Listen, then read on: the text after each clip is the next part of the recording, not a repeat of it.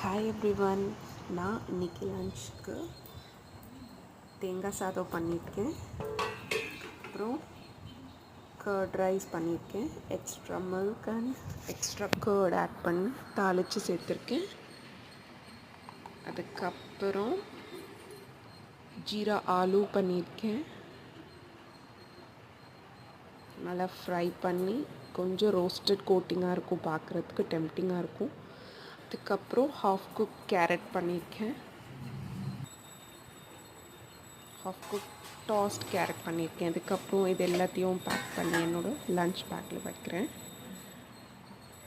So என்னோடய recipe இதுதான் இன்னைக்கு. ஸோ தேங்க்ஸ் ஃபார் வாட்சிங். பாய்.